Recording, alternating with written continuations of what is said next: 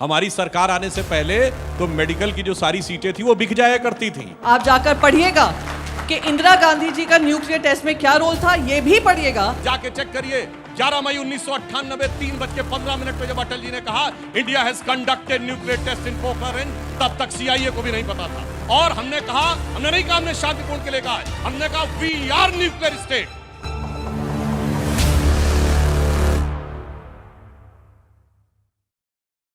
और मैं कहना चाहता हूं एकमेव राजनीतिक दल है भारत के इतिहास के जिसने कांग्रेस को सत्ता से बाहर करके अपना कद कांग्रेस से बड़ा करने में सफलता हासिल की, जबकि सबसे ज्यादा आरोप हमारे ऊपर लगाए गए। हम वो नहीं है जो फूलों के हार की अपेक्षा करते हैं। मोदी जी ने दिखाया कि अंगारों के हारों को धारण करके भी इतिहास कैसे बदला जा सकता है, वो भारतीय जनता पार्टी और एनडीए के दलों ने करके दिखाया है, जिसे मैं बताना चाहता हूं कि इतिहास के उस दौर में जब हम 2 सीटों तक आ गए थे, उसके बाद भी हमने छलांग लगाई और आज उस जगह पे आके बैठे हैं जिसे एक पंक्ति में कहना चाहूंगा, अंगार हार उनका जिनकी सुन हाँक समय रुक जाता है, आदेश जिधर कर देते हैं इतिहास उधर मुड़ जाता है। वो बदलाव हमने देखा और इतिहास सिर्फ इतना ही नहीं मुड़ा है, इतिहास ये मुड़ा कि जब पहली बार हम आए सत्ता में तो पोखरण एक्सप्लोजन करके दिखाया, भारत की शक्ति का प्रकटीकरण करके दिखाया, सेकेंड स्टेज इकोनॉमिक रिफॉर्म्स। और जब दूसरी बार हम सत्ता में आए तो एक दौर था भारत में कोई आता था घुस के मार के चला जाता था, अब हम जाते हैं घुस के मार के चले आते हैं, ये हमने परिवर्तन करके दिखाया। तो मैं कह सकता हूं आज मोदी जी के नेतृत्व में हमने जहां पहुंचाया है, अरुण गगन पर महाप्रगति का अब ये मंगल गान उठा, करवट बदला अंगड़ाई ली सोया हिंदुस्तान उठा। चलिए समय पर एकदम समाप्त किया है। मैं मानती हूँ राजनीतिक पार्टियों का एक ही धर्म होता है कि जनता की मन की बात और जनता की लड़ाई और जनता के मुद्दों को लेकर हम प्रखरता से अपनी आवाज़ उठाएं और सेवा सरकार में हो या विपक्ष में हो, जनता की उम्मीदों पे, जनता के विश्वास पर करें। हमारे एक ही मानना है कि दिल में राम हो हाथ में काम हो, आपका धर्म आपके दिल में हो पर हाथ में आपके एक रोजगार हो, जो इन्होंने किया नहीं है। ये कह रहे हैं राज्य सरकारों में राज्य सरकार जीतना नामुमकिन है, बिल्कुल मुमकिन है। क्योंकि इसलिए मुमकिन है क्योंकि हमने इनको लोकसभा में भी कर दिखाया है, 240 पे सिमट कर दिखाया है जब वो मांग कर रहे थे 400 सीट की। खुद नरेंद्र मोदी जी 400 सीट की मांग कर रहे थे, पर आप लोगों ने, जनता के मन ने और जनता के वोट ने उनको 240 पे लाकर खड़ा कर दिया है। ये जानना चाहूंगा सुधांशु जी से कि जो नकल सर्वत्र हो रही है उसके बारे में कोई हमारी कार्य योजना है, युवा ये पूछना चाहेगा।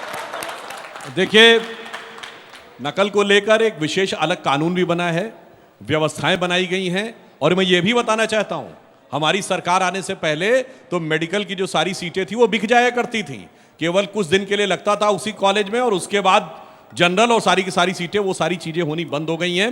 हाँ, रही बात इसकी कि मैं बात पे मानता हूं कि जहां जहां पर जो चीजें कहीं पे लूप होल्स पाए जाएंगे उनके ऊपर सरकार पूरी दृढ़ता के साथ, पूरी कठोरता के साथ कार्य करेगी। चलिए, एक प्रियंका जी का कमेंट है, आप दोनों वहां पर, क्योंकि जब उन्होंने कहा अटल बिहारी वाजपेयी जी आए थे तब पहला न्यूक्लियर टेस्ट हुआ था, तो मैं 1974 18 में स्माइलिंग बुद्धा न्यूक्लियर टेस्ट, ज़रा आप लोग गूगल ज़रूर करिएगा, क्योंकि आजकल देश में दुर्भाग्य ये है कि हम ये भूल जाते हैं कि हमारा इतिहास क्या है, क्योंकि हमें रोज़ नया व्हाट्सएप हिस्ट्री का ज्ञान मिलता है। आप जाकर पढ़िएगा कि इंदिरा गांधी जी का न्यूक्लियर टेस्ट में क्या रोल था, ये भी पढ़िएगा कि अटल बिहारी वाजपेयी जी के बाद जो सारे देशों ने हम पे पाबंदियां लगाई थी, वो हमारी सरकारों ने आकर उस पर पाबंदियां हटाई थी।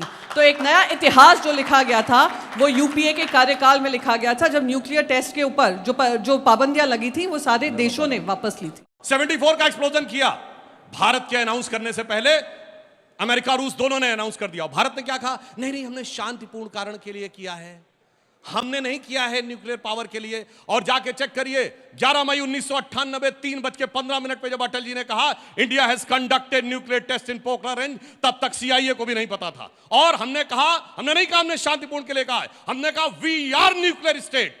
ये अंतर है 74 और 98 में, और हमने कहा फर्स्ट यूज नहीं करेंगे। इसलिए व्हाट्सएप यूनिवर्सिटी जाके पहले चेक किया करिए, उसके बाद बताइए न्यूक्लियर। और इन्होंने कहा प्रतिबंध इन्होंने हटाए, साहब मई 98 में हमने पोखरण विस्फोट किया, क्या बात करते। मार्च 2000 में बिल क्लिंटन भारत के दौरे पे आए, पौने 2 साल में हटवा दिया हमने प्रतिबंध। आज कब्र खोदने की बात चल रही है, मैं कहता हूं आप शाहजहां की भी खोद दीजिए, अकबर भी खोद दीजिए। अगर उसके खोदने के बाद इन लोगों को अगर बैंक और रेलवे में नौकरी मिल जाती है तो खोल दीजिए, हम खोदेंगे, हम जेसीबी खोदेंगे।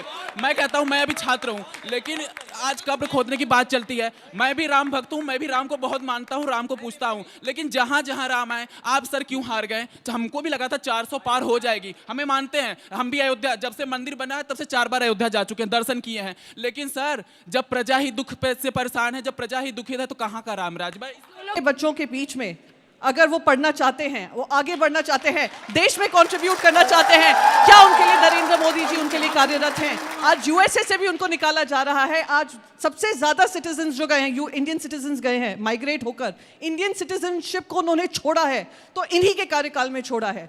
मेरे देश को सोना बनाता था, दूसरे देशों को ये जिम्मेदारी नहीं है कि हमारे देशवासियों की जो टूटी हुई उम्मीदें हैं वो पूरा करें। ठीक, बीजेपी से है खासकर कि जब नीट की परीक्षा में चीटिंग आई तो तब के हमारे एजुकेशन मिनिस्टर ने उसको नकार दिया।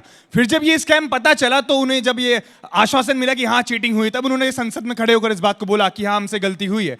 तो एजुकेशन के मामले में आपने कितने IITs बना दिए? उसके बाद जिस जगह पे ये डिबेट हो रही है नोएडा, जिसकी नींव खुद कांग्रेस के समय पे रखी गई राजीव गांधी द्वारा, आपने उसके अलावा कैसे ऐसे हब खोल दिए? सर आपसे तो मैं बताना चाहता हूं 50 साल तक केवल एक एम्स था। अटल जी की सरकार आई 7 और एम्स बने, मोदी जी की सरकार आई आज 23 एम्स है। ये जानने की जरूरत होती है। IITs केवल हम लोग जब पढ़ते थे भैया केवल 5 IIT थी, आज कितनी सारी IITs पूरे देश में खुल गई हैं। 300 से अधिक नए मेडिकल कॉलेजेस खुले हैं, जो हमारी मेडिकल की सीट वो डबल हुई हैं। और अगर आपको ये भी बात समझनी है तो मैं एक और बात बताना चाहता हूं। अभी लोग बहुत बोल रहे थे, अब हमने मोबाइल खोलिए, देखिए रेट ऑफ इन्फ्लेशन क्या है इस समय, 3.61%। मैं चैलेंज करके पूछना चाहता हूं, आपने अभी प्रियंका जी ने कहा कि 47 में हम आजाद हुए तो क्या स्थिति थी? जो देश हमारे साथ आजाद नहीं बर्बाद हुए थे 47 में, वो कहां पहुंचे? पहले 50 साल का बता रहा हूं, जब तक हमारी सरकार नहीं आई थी। क्यों? इजराइल 14 मई 1948 को बना, कहां था इजराइल 98 में जब हमारी सरकार आई? वो कहां हम थे? जर्मनी तो बर्बाद हो गया था, east and west Germany divided, कहां जर्मनी खड़ा था 98 में और कहां हम खड़े थे? चाइना 49 में आया, कहां चाइना खड़ा था, कहां हम खड़े हुए थे? जापान तो बर्बाद हो गया था एटम बम के धमाके में, कहां जापान खड़ा था, कहां हम खड़े थे? उसके बाद जब हमारी सरकार आई 98 से पहले, मैं चैलेंज करके एक कोई ईयर बताइए जब rate of inflation rate of growth से कम रही हो। रेट ऑफ ग्रोथ रहती थी 2%, 2.5%, 1.8% और रेट ऑफ इन्फ्लेशन 10%, 12%, 16%, 26%।